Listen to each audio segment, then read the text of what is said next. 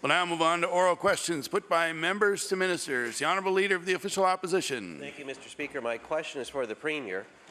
Halifax residents pay the third highest power rates in all of Canada, Mr. Speaker, according to a recent survey of Canadian cities. I'll table that survey for the benefit of the House. Of course, all Nova Scotians pay among the highest power rates in the country, and they are wondering if the Premier's new cap-and-trade system will add even more to the price of electricity. Mr. Speaker, they deserve a straight answer to a straightforward question. Will the Premier's new cap-and-trade plan add to the cost of electricity in Nova Scotia? The Honourable Premier. Mr. Speaker, I want to thank the honourable member for the question. As we've said many times in this House, for over a decade, Nova Scotians, through their energy, of continuing to reduce greenhouse gas production. Part of that has that is part of the reason why we've seen the escalation in the price of electricity in this province, Mr. Speaker. I've been saying now for 3 years that Nova Scotians already pay carbon tax. It's embedded, quite frankly, in the cost of electricity in this province. It's why we went and made the case with Ottawa that you need to recognize the hard work of ratepayers and all Nova Scotians, and that's why we have a cap-and-trade system in our province that will allow those credits that are in this province that belong to Nova Scotians to be used to smooth out across other sectors. The Honourable Leader of the Official Opposition. Well, I tried, Mr. Speaker. It was a straightforward question. I was looking forward to a straightforward answer. Of course, Nova Scotians know that their power rates are already high because they contain an embedded price on carbon, as the Premier pointed out. Yet the Premier won't tell them if his cap-and-trade plan will cost them even more, Mr. Speaker. His plan doesn't even tell us if it will actually help the environment in the end. Mr. Speaker, either the Premier knows the answers to these questions and he won't tell us, or he doesn't know the answer to these questions. So I'd like to ask him, why won't he tell Nova Scotians whether his cap-and-trade plan will add to the price of electricity? The Honourable Premier. Mr. Speaker, again, I want to thank the honourable member for the question. I want to remind him, Mr. Speaker, that through successive governments in this province, under their leadership, we've seen power rates increase by over 30% under each of the two opposition parties. For the first time, Mr. Speaker, in a very long time, Nova Scotians saw their power rate go down. Under our government, Mr. Speaker, we've stabilized energy prices across the province. But what we've said to the national government, as we as a country play our role in reducing carbon emission and greenhouse gases globally, that we want the national government to recognize the hard work that have been put forward by Nova Scotians and ratepayers, and that's why we have built a Nova Scotia cap-and-trade system. Mr. Speaker, we'll continue to improve our record in reducing greenhouse gases. We'll continue to lead the country in that process, but we're making sure that the credits that have been earned by Nova Scotians will be there for Nova Scotians to smooth out through other sectors so we don't see the shock on their pocketbooks. The Honourable Leader of the Official Opposition on his final supplementary. Mr. Speaker, Nova Scotia has a good record on the environment because past governments actually put real environmental reduction targets in the legislation they brought forward. In this case, the Premier puts that in the fine print of regulation. Past governments actually told Nova Scotians up front the path forward to make the environment better. Mr. Speaker, this government puts the cost in the fine print. Mr. Speaker, well, that is not good enough. That is no way to treat Nova Scotia families who are already maxed out in their pocketbooks from the high cost of electricity, from the high cost of living in Nova Scotia, Mr. Speaker. They want to know if they're going to be asked to do even more, but the Premier leaves that in the fine print. So I would like to know, why is the Premier hiding all of the important information about his cap-and-trade plan in the fine print instead of showing it to the people of Nova Scotia here on the floor of this House? The Honourable Premier. Mr. Speaker, again, I want to thank the honourable member for the question. It sounds very much like the honourable member is championing a carbon tax, Mr. Speaker. Well, then, let me be very clear to the honourable member. He may think that he wants to actually put a tax on power and other commodities in this province. That is not something we're prepared to do. We're going to stand with Nova Scotians who, for the last decade, have continued to reduce their greenhouse gas production in this province. Matter of fact, leading the country, Mr. Speaker. Let me tell you that again. Leading the country, and we'll continue to reduce our greenhouse gas production. What we said to the federal government, though, we want that work recognized. We want to make sure that you fully understand that Nova Scotians have been ahead of the game, and we want to use those credits to smooth out across to ensure that we don't see the sticker shock in the pocketbooks. I will not endorse the position of the Leader of the Conservative Party who is promoting a carbon tax for Nova Scotians. The Honourable Leader of the New Democratic Party. Thank you. My question for the Premier concerns the health accord. A new report from the Nova Scotia Health Coalition finds that the health accord negotiated with the federal government last December will end up costing Nova Scotia close to $1 billion over the next 10 years because the Premier agreed to an escalator clause that falls so far short of the 5.2% required to ensure the federal government pays its proper share. Mr. Speaker, the Premier was adamant at the time that this was a fine and fair deal for our province. Will he now admit that there's mounting evidence he was wrong? The Honourable Premier. Mr. Speaker, again, I want to thank the honourable member for the question. He would know, Mr. Speaker, that when he was in government last, that escalator clause was negotiated with his Premier and the federal government, the former Conservative federal government, Mr. Speaker. The starting point, Mr. Speaker, when we came in was that very point. Well, we went and negotiated to ensure that there were hundreds of millions of dollars added to ensure that we dealt with the costs, escalating costs in home care, which we're very proud as a province that we've continued to reduce home care waitlists in this province. And Mr. Speaker, there's also additional funding in that health care accord to adolescent mental health. Order, please. The Honourable Premier has the floor. Thank you, Mr. Speaker. Again, I think it's sensitive to them, the fact that the deal that they're referring to is the one that was negotiated by their former leader with the former Conservative Party. What this party did, went to Ottawa and negotiated for more money for home care, more money for adolescent mental health, Mr. Speaker, and we're going to continue to stand up and work with Nova Scotians to ensure they have access to primary health care. The Honourable Leader of the New Democratic Party. Thank you. We have communities holding Chase the Ace events so that they can buy lifts for their hospitals. We have nursing homes making cuts in diet and programming. And just this weekend, we have 6 emergency rooms across the province that are closed. The Health Coalition reports that the money Nova Scotia failed to negotiate in the Health Accord would have paid for 396 physicians. So I want to ask the Premier, why did he negotiate a deal that put us so far behind the 8 ball for dealing with the health care crisis? The Honourable Premier. Mr. Speaker, the deal he's referring to, Mr. Speaker, the base of that deal was committed to by that government. Thank God Nova Scotians booted them out, Mr. Speaker, because we would have been accepted with that. Now, on top of that, Mr. Speaker, the fact of the matter is we continue... Order, please. Order, please. Order, please. The Honourable Premier. Speaker, that deal was negotiated by that government with the former...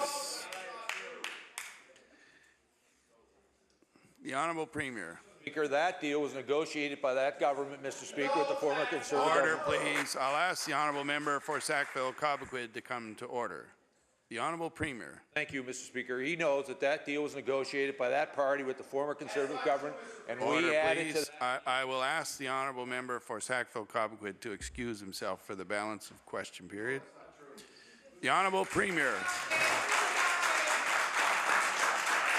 Mr. Speaker, the honourable member knows. Mr. Speaker, the honourable member knows the deal he's talking about was negotiated by that government with the former Conservative government.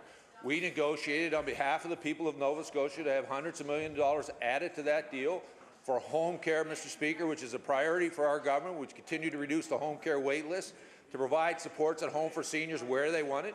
Mr. Speaker, we've continued on top of that, Mr. Speaker, to ensure that we have funding for adolescent mental health, and we'll continue to make sure that we provide those services for Nova Scotians. The Honourable Leader of the New Democratic Party. Mr. Speaker, I do hope that the Premier will not be looking to us to provide him with a reference as a history teacher. Now, few, if any, government decisions will have negative consequences as long-lasting in our communities as the Premier's negotiation of a health deal that does not account in its fundamentals for the realities of our older and our rural population. I ask the Premier, what justification can he offer for the suffering that will be caused by his having left $1 billion on the table in the Accord? The Honourable Premier. Mr. Speaker, again, I want to thank the honourable member for the question. Again, I want to remind the honourable member, Mr. Speaker, that the deal he was referring to was one that was negotiated by his party, that we've enhanced, and the very people he's referring to, Mr. Speaker, there's over $150 million additional, Mr. Speaker, for home care, where the honourable member should know. I think he would know that Nova Scotians want to receive that care at home as long as possible. Our government has continued to invest in that, Mr. Speaker, in home care. We've continued to invest in adolescent mental health, Mr. Speaker. And it's important for us all to remember history, Mr. Speaker. Remember the fact our starting point was a $500 million hole that was left to us by the former government who handed out corporate welfare more than any other government in the history of this province, Mr. Speaker. Where were they when it came to negotiating a health care accord? Where were they when it came to providing health services to Nova Scotians? Where were they when it came to investing in collaborative care across the... Where were they when we were required, Mr. Speaker, to replace the new hospital in downtown? Where were they? They were silent, Mr. Speaker. Order, please. Just before we move on to the next question, I'm obligated to remind all members that the use of electronic devices is strictly prohibited during question period, including the taking of phone calls. So we'll now move on to the Honourable Leader of the Official Opposition. Thank you, Mr. Speaker. A few years ago, Oxford Frozen Foods took action to reduce their carbon footprint and help the environment by switching their plant from bunker C fuel to natural gas. This company made a significant investment in that transition, Mr. Speaker, expecting to experience real savings in their heating costs down the road.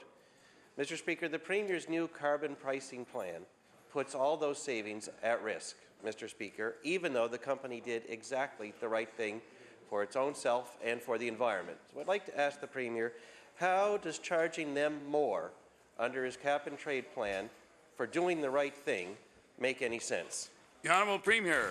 Mr. Speaker, the premise of the question, Mr. Speaker, is completely wrong. The fact of the matter is, Mr. Speaker, we have an internal cap-and-trade system that we negotiated on behalf of all Nova Scotians, Mr. Speaker, that would recognize the hard work of Oxford Frozen Foods and all Nova Scotians over the last decade, and that credits that belong to Nova Scotia would be used, Mr. Speaker, to smooth out the impact on other sectors in our province. The Honourable Leader of the Official Opposition. Well, actually, Mr. Speaker, the premise of the question is absolutely right, because natural gas is one of the 20 industries identified by the Premier's own cap-and-trade plan to be covered, Mr. Speaker, including the customers of natural gas users like Oxford Frozen Foods. This company employs 400 people in Cumberland County. It is the largest private employer in the region, Mr. Speaker. It did everything right when it switched from bunker C fuel to natural gas. It reduced its emissions by 2/3 and secured those jobs in the long run, Mr. Speaker. Now, all of that is at risk because the Premier has brought forward a plan and they want to know whether they're going to have to pay more, Mr. Speaker. Why won't the Premier just tell the people that rely on this company for their employment whether they'll have to pay more or not? The Honourable Premier. Speaker, again, Mr. Speaker, I want to remind the honourable member again, saying this now, this is, I think, his 5th question. The fact of the matter is we have an internal cap-and-trade system that recognizes the hard work of Nova Scotians, that we're leading the country in greenhouse gas reductions. We said to the federal government, we want that recognized. Other provinces are choosing to do things differently than we were here in Nova Scotia, but the results here are working. We want that recognized. We want to be able to build a system internally in our province that will allow us to take those credits and smooth them across other sectors to make sure. The honourable member raises a very important question around natural gas. It's why we're looking to ensure that we have storage in this province for natural gas so that we continue, it can be purchased at the low price, normally in the summer, Mr. Speaker, so it can be stored for the very customers who other Nova Scotians who use natural gas. But the fact of the matter is, when it comes to the cap-and-trade system in this province, it's one that reflects the hard work of Nova Scotians and will help smooth it out across other sectors. The Honourable Leader of the New Democratic Party. Thank you. My question for the Premier is about rent control. Each time I've asked the Premier about this issue, he's referred to his government's rent supplement program. But only 1,280 households have been able to access rent supplements in Nova Scotia over the last 2 years. Relief from rising rents, on the other hand, is needed for more than 50,000 rental households in the province. Will the Premier acknowledge that there are thousands of working people in Nova Scotia for whom rising rents are a real crisis and whose situations are untouched by a low-income rent supplement program? The Honourable Premier. Mr. Speaker, again, I want to thank the honourable for the question. There's no there are challenges facing Nova Scotia families, Mr. Speaker, when it comes to the issue he's referring to.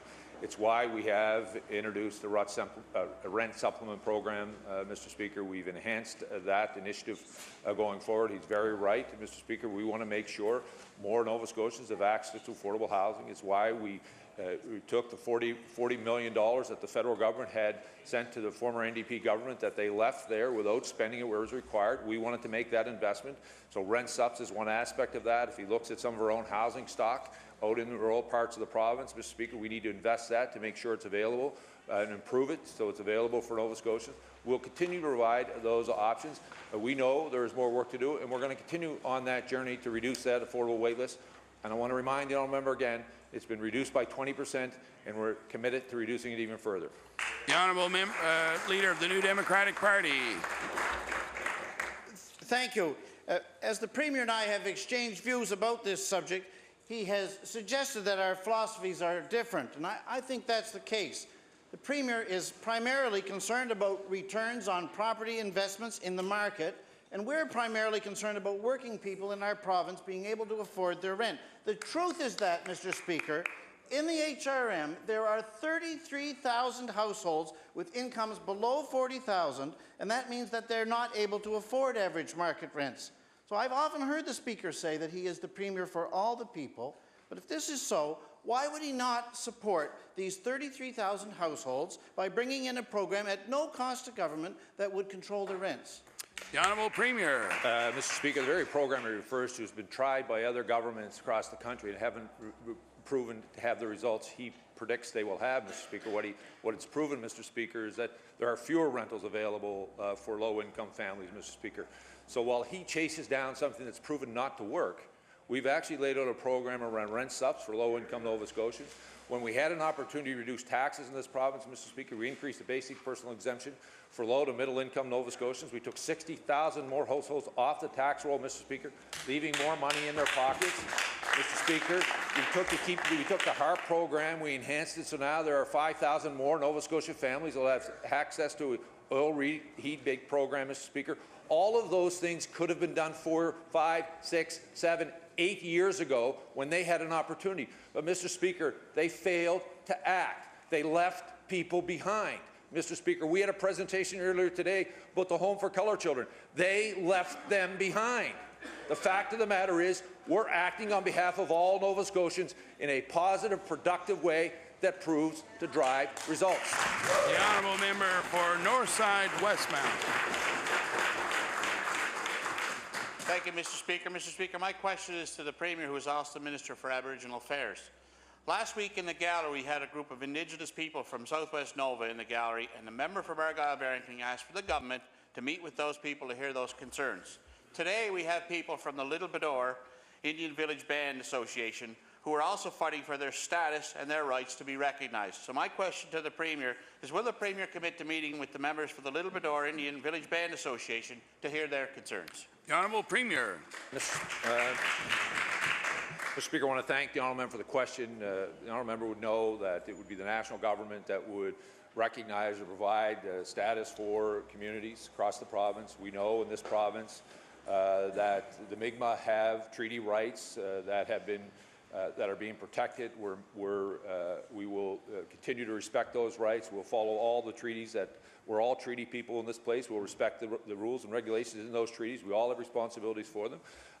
As the honourable member asked the question, as he would know, and I said to the honourable member that I myself have not met with them, but I would be more than happy to have my staff from Aboriginal Affairs to meet, to go over this with your constituents, and I would make available to all members of this House an opportunity to sit down with members of my staff at Aboriginal Affairs to go through what's taking place inside of our province, through the courts, through the treaties, to ensure that we all understand our rights and responsibilities attached to the foundation of this great country, which were the treaties that were signed with the Mi'kmaq all those centuries ago. The Honourable Member for Northside Westmount.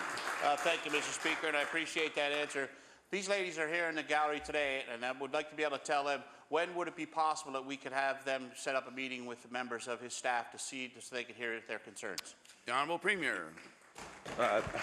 Thank you, Mr. Speaker. I will, after a question period, make arrangements to give a call. I don't know whether it can be done today, but if it is, I will arrange for that happening. I know they've come a long ways, and I would, if we could do it today, I'll try to communicate that. But if not, I will certainly make sure that we get an appropriate time that works for them. The Honourable Member for Sackville-Beaverbank. Yeah, thank you very much, Mr. Speaker. My question as well is through to the Premier. At this week's meeting of Halifax Regional Council, councillors raised frustrations with this government's lack of commitment to legislative amendment requests from the municipality. Halifax staff were asked to comprise a list of outstanding requests, and that list, which I have, it's dated October 18th, and I will table that, was forwarded to councillors yesterday. Mr. Speaker, of that list, there are 17 outstanding items since 2013, and 12 of those within just the last 3 years. My question to the Premier is, could he please explain why the government seems to be ignoring the largest municipality in Nova Scotia? The Honourable Premier. Thank you, Mr. Speaker. I want to thank the honourable member for the question. I know he obviously has great experience as a former member of that council. We are very proud of our record of working with municipal governments across the province. We continue to partner with them, large and small, to ensure that we provide the services that are our responsibility and they provide the ones that are theirs, and we continue to work with them so we capitalize on the federal dollars that are available, whether it comes to infrastructure. And he would also know that the federal government has a role when it comes to transit inside of the municipalities. This municipality is looking to communicate and deal directly with the federal government. We will support them in that, and he would also know we're the first government in a very, very long time that's put additional funding into transit, which is the responsibility of the municipality. So while I haven't had a chance to review the list that the honourable member has provided, I would dare say, Mr. Speaker, there are many examples where we've continued to cooperate with the municipality, and we look forward to continuing to build on that working relationship, because I've said many times, this city is the economic driver for our province. We need this city to be doing well. We need our island to be doing well. We need the valley to be doing well, the South Shore, Mr. Speaker, and we're looking forward to continuing with all the partners. Honourable member for Sackville-Beaverbank. Yeah. Yes, Mr. Speaker, and I do thank the Premier for that answer. This week I raised two of the most recent questions on that list to two separate ministers in this House, and both times those ministers beat around the bush and didn't provide an answer. It was a yes or no answer, and both times I got fluff. The Minister of Transportation even stated, and I will quote, that the province relies on their fabulous relationship they have with HRM, and I'll table that as well. Given that HRM is the exact same size as the province of PEI, and as the Premier just said, the economic generator of this province, I'd like the Premier today to commit that he addresses the requests on that list and at least provide an answer, yes or no, to the municipality. Will the Premier do that? The Honourable Premier. Mr. Speaker, again, I want to thank the honourable member for the question. I'm very proud of the entire members of this caucus, not just those in the Executive Council, but all members of this caucus who work very hard to ensure that their constituents and the points of views of all their constituents are being represented by this government. We'll continue to work with the municipality to have a look to see what the things you brought forward.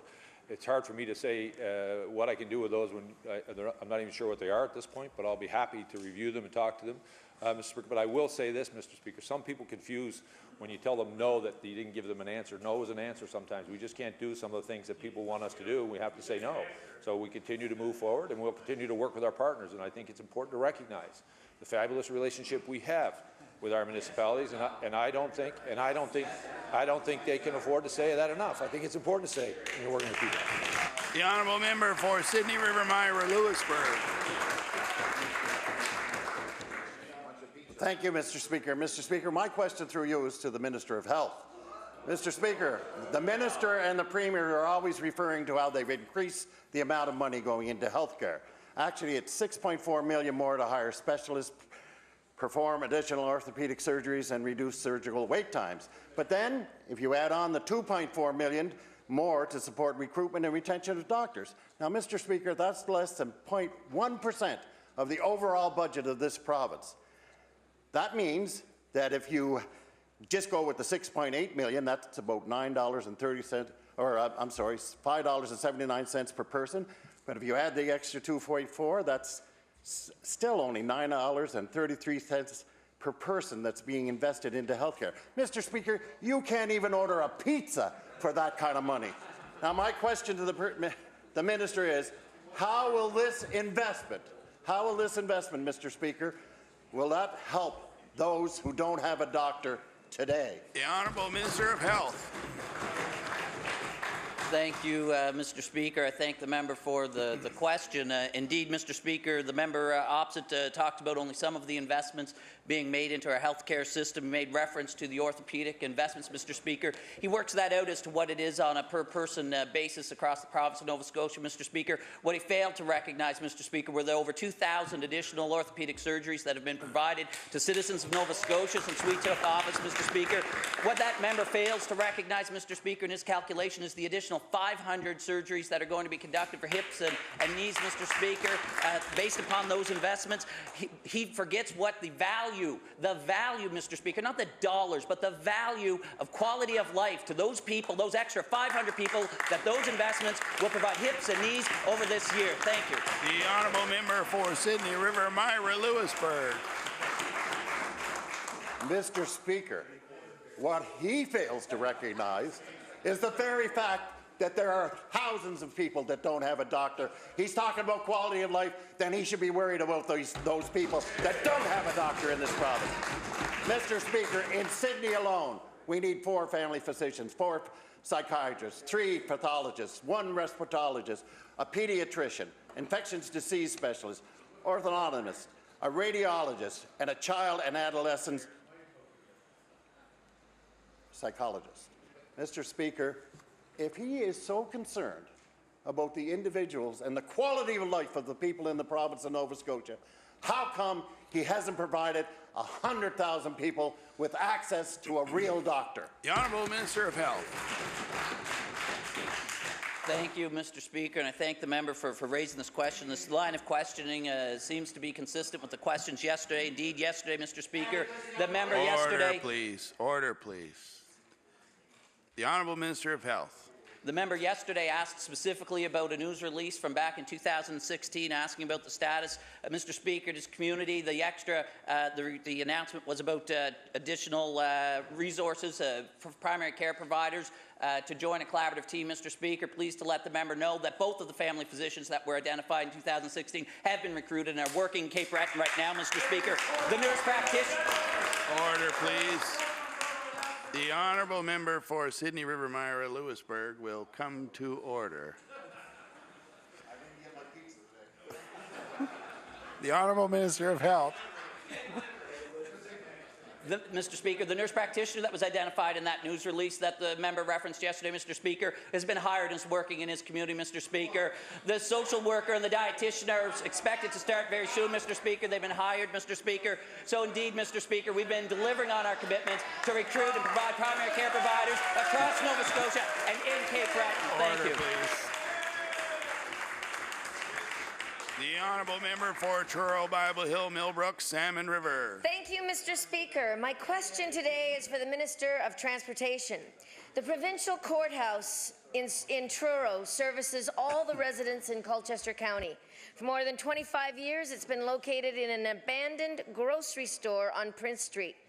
The resident provincial court judge, Mr. Alain Bergin, recently wrote the Premier expressing his frustration with the fact that plans for replacement and consolidation of the Truro Provincial, Family and Supreme Courts were well underway before a change of government in 2013 abruptly halted these plans. I'll table that, Mr. Speaker.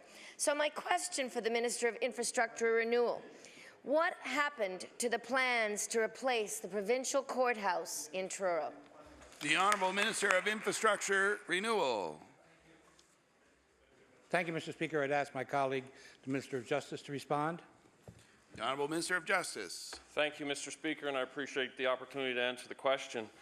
There's continued dialogue, Mr. Speaker, within the justice system around the court facility in the Truro community. There's actually a working group, Mr. Speaker, where the judiciary sits on and identifies the priorities for the province, Mr. Speaker, and we continue to work within that environment. The honourable member for Truro, Bible Hill, Millbrook, Salmon River. Thank you, Mr. Speaker. Well, the layout of this building is not conducive to an efficiently functioning courthouse. I've toured it myself, Mr. Speaker. The judges are completely isolated from support staff. There are security concerns, and the parking lot is totally inadequate. In fact, I noticed a bullet hole in the window right beside the judge's desk. So yet, in the fall of 2016, the province actually signed another lease to keep the courthouse in the abandoned grocery store for another 7 years, with an option for a further 5-year extension. So, Mr. Speaker, this is extremely disappointing and frustrating for the people of Colchester County, especially those who work at the courthouse, including the staff, who've been waiting for a new courthouse for years and years. So I asked the minister, why would the province sign a 7-year lease, another one, to keep the courthouse in an abandoned grocery store when the people of Colchester County need a new courthouse today? The Honourable Minister of Justice. Thank you, Mr. Speaker. As my colleague would know, when it comes to the construction of any new facility, whether it's a hospital or a courthouse or a school, there's planning that goes into those requirements and those processes, Mr. Speaker. In order to continue with the work and discussions that are ongoing, it was necessary to extend a lease that was about to expire. But I want to bring my colleague's attention to a point that my colleague referenced, that this courthouse has been on a list for years and years and years. It was on a list for 4 years when that colleague's government was in power, and nothing was done to the courthouse in Truro. The Honourable Member for Cole Harbour Eastern Passage. Thank you, Mr. Speaker. My question is to the Minister of Education. As everybody is aware, I have 2 different communities where we have a new high school coming in Eastern Passage, but we have a school review process that was participated in by hundreds of parents and teachers and students and community organizers. And the school process reached the point of the SOC making its recommendations to the school board. Mr. Speaker, the school board was tasked with producing a report of their own recommendations, but it was stopped at the last minute. Mr. Speaker, my question to the Minister of Education is, we're concerned that if we have to wait another couple of months for another report to come down, that there won't be time to implement any changes or recommendations that the school might have meant to implement. So the question is, would the Minister of Education be willing to meet with me and the principals of the schools affected to talk about the changes that might need to be made? The Honourable Minister of Education. Thank you very much, Mr. Speaker. It is important to clarify that the important work that the board and the community organizations that have provided in this report have done will not go to waste. This is simply putting a pause on school board reviews that don't entail facility replacements in order for us to ensure that they have a full understanding of pre-primary impact of spacing in those schools, and that we have a full understanding of the administrative structure that we have in our province, Mr. Speaker. These are key questions that need to be answered before we move forward with decisions that are going to impact facilities that will be there for, 30+ years. Thank you. The Honourable Member for Cole Harbour Eastern Passage. Thank you, Mr. Speaker. So I'm going to ask the Minister of Education again if he will be willing to meet with me as well as the principals of the high schools and possibly the superintendent, because I don't get any other question asked for me more from the Cole Harbour sets of parents as to what's going to happen to their high schools as well as all of the feeder schools. They're afraid if they wait until after the report is released in December, since the House isn't sitting until March, that there won't be an opportunity to address all of their concerns. And where all 3 schools, high schools especially, offer different programs, will the minister commit to meeting with me and the principals and the superintendent of schools? The Honourable Minister of Education. Thank you very much, Mr. Speaker. Of course, I'd be happy to meet with the member and representatives from the school administration in those areas. Thank you. The Honourable House Leader for the Official Opposition. Thank you very much, Mr. Speaker. My question is to the Minister of Health. EHS, the Pumnico base was one of the last EHS bases to actually transfer into the provincial system a number of years ago. And at the time, in the negotiation, it was to maintain its priority status amongst those bases in southwest Nova Scotia. But residents have now been hearing that it's no longer a priority base for EHS, and local volunteer firefighters are saying that ambulances' response times are increasing to as much as 35 minutes. Now, we know between life and death, 35 minutes is a very long time when seconds count. So my question to the minister is, will the minister review EHS changes that have increased service times for the residents of West Pubnico and surrounding area? The Honourable Minister of Health. Thank you, Mr. Speaker, and I thank the member for raising this important question. Indeed, the response times of our EHS system, our ambulance system, and the critical role that they play and our paramedics throughout the province play in providing emergency care to Nova Scotians is very important. With respect to the work that goes into the planning by EHS to identify what the status level of a particular base is. Indeed, it's the very concern the member has raised is about the response times and the data that they have based on past historic calls, call volumes and the nature of those calls that actually leads to the assessments and the recommendations they bring forward for any changes that take place to bases across the province. The Honourable House Leader for the Official Opposition. I think anybody that knows anything about ambulance response times at 35 minutes is getting to be a little long. And we need to be able to look at the system as a whole to find out why this is happening. So last week we learned that only one regional hospital is meeting the provincial standard for transferring patients from ambulances to hospitals. And that means that ambulances and paramedics are too often tied up in emergency rooms. And that problem is made worse because ambulance call volumes are increasing from one end of the province to the other. My question to the minister is, what is government doing to ensure that Nova Scotians have adequate ambulance coverage? The Honourable Minister of Health. Thank you, Mr. Speaker, and again, I thank the member for this important question. I believe the services provided by our EHS paramedics and frontline professionals that provide those services are critically important, Mr. Speaker. And indeed, I believe the services, when people receive them, they recognize the quality of service being provided. But, Mr. Speaker, the work being done, as I'd mentioned to the first part of the question, Mr. Speaker, consistently throughout the process, data being collected, identifying where there are opportunities to improve the efficiency of the system, Mr. Speaker. That work is ongoing on a regular basis. We work, Mr. Speaker, to bring the EHS and the NSHA, the IWTK together to look for opportunities to improve the efficiency of the flow-through of the systems, and that work, again, Mr. Speaker, continues as part of our continuous improvement commitments. The Honourable Member for Cape Breton Centre. Pardon me, Cape Breton Richmond. Thank you, Mr. Speaker. Mr. Speaker, my question is directed to the Minister of Health. It is difficult to believe that the Minister's Department is concerned for the health and well-being of all Nova Scotians. It's also difficult to believe that the Minister's Department and the NSHA ensures that those that are ill and most vulnerable are given every opportunity to heal, and that those at the end of their lives can do so with dignity and respect. Mr. Speaker, on numerous occasions, the Straight Richmond Palliative Care Society and the Richmond County Seniors Council have submitted a proposal that would see that at the end of their life, people would do so with support and resources that they need either at home or in hospital, something the Minister's Department promotes. They've even written to the Minister himself on numerous occasions for the last 2 years, and the most recent on September 22nd, which was a handwritten letter. Mr. Speaker, I ask the Minister why the Health Authority and even the Minister do not feel it necessary to respond to the concerns of my community through the correspondence sent to both the current Minister as well as the previous Minister of Health. The Honourable Minister of Health.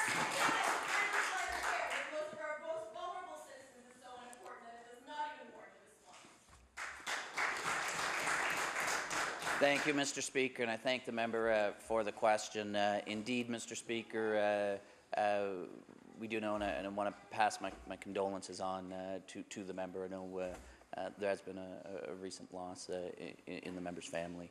But, Mr. Speaker, the question of end-of-life care has come up a few times this session in estimates debate here in question period. At a number of occasions, and as I've mentioned, indeed, there's been a significant amount of work done by my predecessor, the current Minister of Community Culture and Heritage, and the staff across the Department of Health and Wellness to establish, which is really, in relative terms, a new or emerging area in the healthcare system is end-of-life care and recognizing that work. So a framework has been established to establish hospice programs to ensure that communities that are interested in this type of service have a consistent approach to be looked at when these discussions take place. Thank you. The Honourable Member for Cape Breton Richmond. Mr. Speaker, I heard the Minister earlier say value, not the dollars. These people do not equate to dollars and cents. My father, and thank you to the minister, I thank the minister for his condolences. My father rapidly progressed through a disease that brought him quickly to the end of his life the day before I was supposed to take my seat in this legislature. Even though Dr. Robert Martel had resigned as a palliative care physician, he supported my father and our family through this difficult time because he's a family friend. He was able to reassure my father and inform our family of the steps that would have to be taken in the days that led to my father's death. I thank the Strait Richmond Hospital staff for the palliative care my father received outside of any direct support provided by the Nova Scotia Health Authority and the Minister's Department. Mr. Speaker, will the Minister finally commit to meeting with concerned groups in Cape Breton and Richmond that have been trying to get a meeting for 2 years regarding palliative care? Let's stop with the talking points, let's stop with the rhetoric, and let's just get a yes or no will suffice. The Honourable Minister of Health. Thank you, Mr. Speaker. And again, I believe this question came up earlier this week or late last week, and a member actually on behalf of another member in the PC caucus. I believe there are 2 or 3 communities that this question, actually I believe it was the member from Cumberland North that raised this question as well. And indeed, I took the information about them to bring forward as far as bringing the meetings together. Of course, I made reference in my previous response that the framework exists. That's to allow those discussions with the staff and those organizations to allow this to move forward, Mr. Speaker. And so again, that information, those requests is coming through. So as I've just said, Mr. Speaker, again, the opportunity to meet and have those discussions is in place, Mr. Speaker, as well as the framework to allow those discussions to move forward in a meaningful way and an efficient way possible. Thank you. The Honourable Member for Dartmouth North. Mr. Speaker, my question is for the Minister of Environment. The floating yellow heart is an invasive plant that has been trying to suffocate Little Albro Lake for several years. It has long finger-like roots that go down into the soil and continually spread. A community group called the Little Albro Lake Residents Association is working hard, not only to fight the invasive plant in Little Albro Lake, but it's trying to prevent it from spreading to nearby Lake Micmac and Lake Bannock, both of which host national and international rowing and paddling regattas. So I asked the Minister if he is aware of this issue, and if so, what steps the department is taking to address the situation. The Honourable Minister of the Environment. Thank you, Mr. Speaker, and I thank the member opposite for the question. The issue of lakes being impacted by invasive species is an important one. To that end, there are initiatives underway for our government to look at a brand new Biodiversity Act that may help inform some of the knowledge based on our findings in that report. Also, Department of Environment is always willing to look at testing in local lakes, so if the member opposite would like to bring some details to my desk, I'd be more than happy to look into that for her. Thank you, Mr. Speaker. The Honourable Member for Dartmouth North. Mr. Speaker, the Little Albro Lake Residents Association are passionate about fighting the floating yellow heart. They continue to plan, budget, and work to protect the lake, all on a volunteer basis.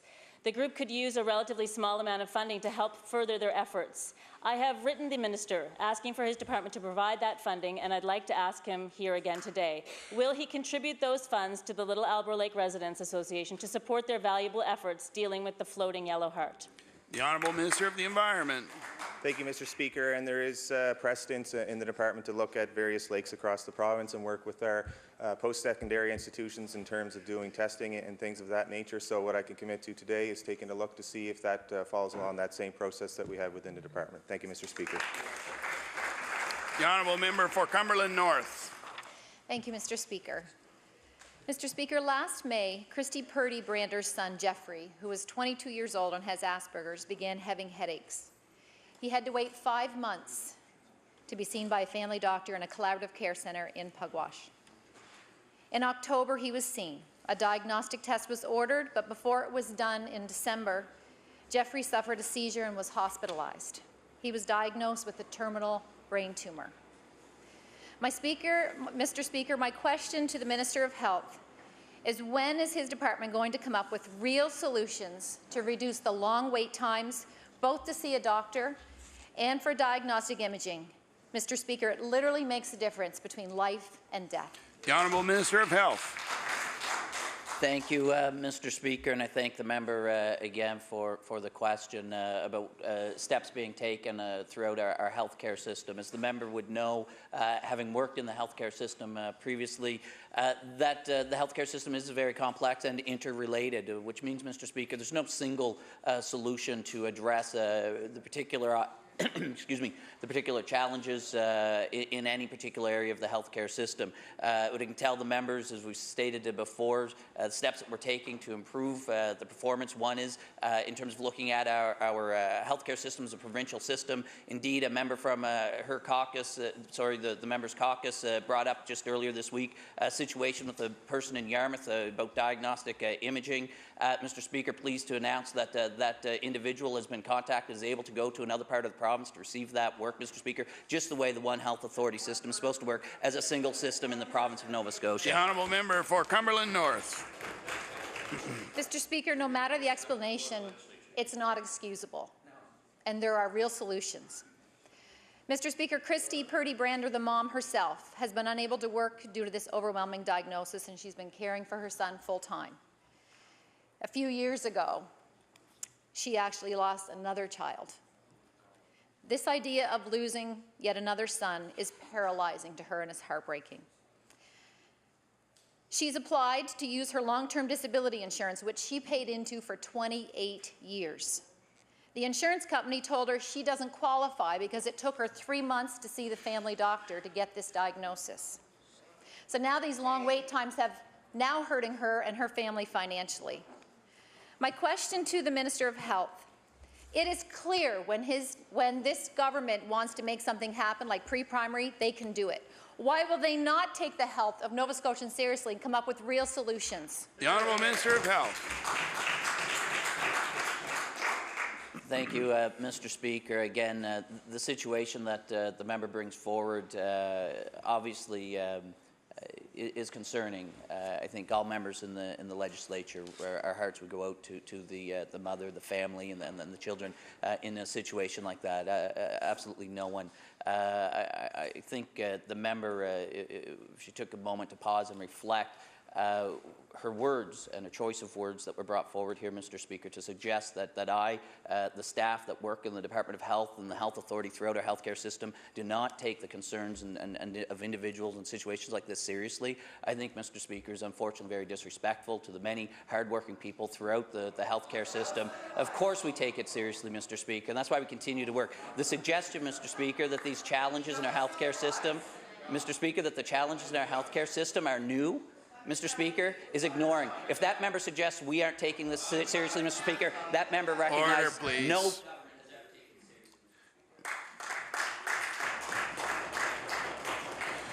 Just like to remind honourable members, the clock on the wall there is for all of our reference, and I will take the liberty to determine when the time is up, so I don't need any further reminders. Thank you very much. The honourable member for Kings North. Mr. Speaker, my question is also for the Minister of Health and Wellness. Mr. Speaker, the citizens of the Annapolis Valley can appreciate the success of the Halifax Hospice to have their footings going in the ground, as reported recently in the Chronicle Herald. They are somewhat amazed at the quick turnaround on that project, given their fundraising for the Valley Hospice has been completed for some years now. In fact, the Premier and then Minister of Health and Wellness announced the build of the Valley Hospice for the fall of 2017 on August 18th last year. While I understand that the fall of 2017 is not yet quite over, the fact is it's nearly over.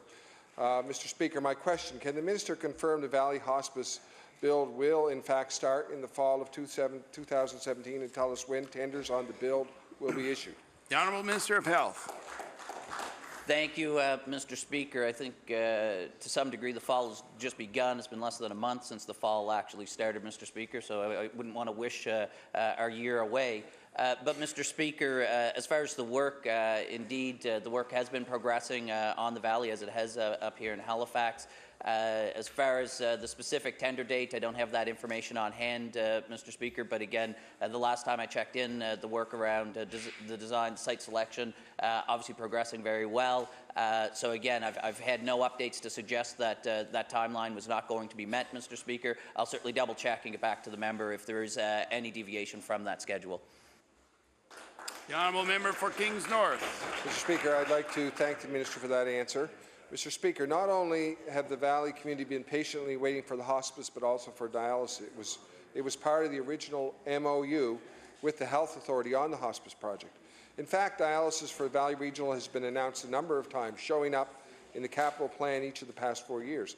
As the Minister knows, and my colleagues in this House from the Valley know driving to Halifax for dialysis 3 or 4 times a week is a daunting challenge.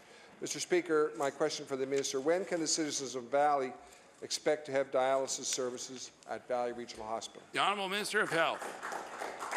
Thank you, Mr. Speaker, and I thank the member for this important question. Indeed, dialysis is another topic that's come up here in the Legislature a number of times this session from a number of different members. And that work, the member referenced showing up in the capital plan. The reason projects show up in the capital plan over multiple years, Mr. Speaker, is that these projects can take a period of time. The work that gets done for the design, as well as the actual construction and implementation, Mr. Speaker, that work takes place that can span over multiple fiscal years, and that would explain why it would show up across multiple fiscal plans. Order, please. Time allotted for oral questions put by members to ministers has expired.